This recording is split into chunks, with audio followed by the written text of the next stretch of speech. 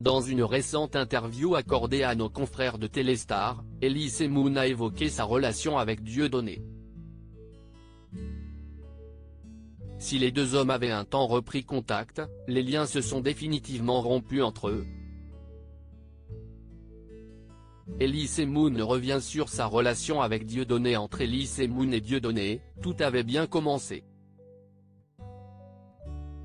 Après une rencontre en terminale, au lycée, ils ont formé un duo d'humoristes qui a beaucoup fait rire les Français.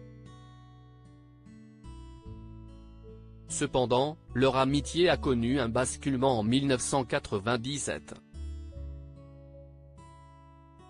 Alors qu'il était au top, ils se séparent en raison de différends au sujet de la gestion, notamment financière, de leur carrière.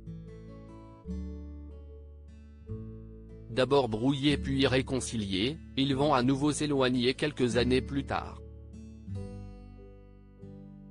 @dr Mais cette fois-ci, ce n'est pas à cause d'un différend entre les deux hommes. En effet, Elise Moon ne supportait tout simplement plus les polémiques suscitées par les prises de position politiques de Dieudonné. Ce dernier n'a pas hésité à tenir des propos antisémites. D'ailleurs, il a été condamné à plusieurs reprises pour incitation à la haine et à la discrimination raciale. Aujourd'hui, les deux hommes ne se côtoient plus. Pour autant, l'interprète de Monsieur Latouche dans Du Cobu regarde leur relation avec nostalgie et amertume.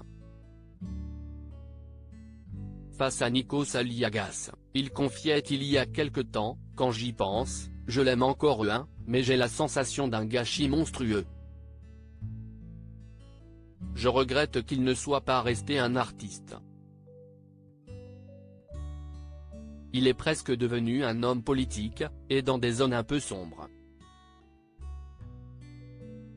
Une réconciliation impossible entre les deux hommes. Longtemps, Elise Moon est resté ouvert à une réconciliation avec Dieudonné. Mais aujourd'hui, c'est terminé.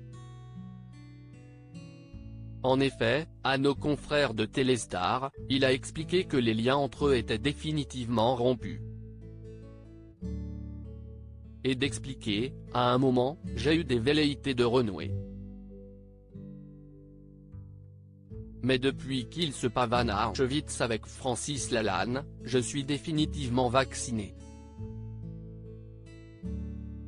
Pour l'interprète de Latouche, son ancien ami aurait dû le suivre et ne pas prendre un autre chemin. Il serait sûrement devenu un mec bien et un artiste de génie. Malheureusement, il a choisi une autre voie.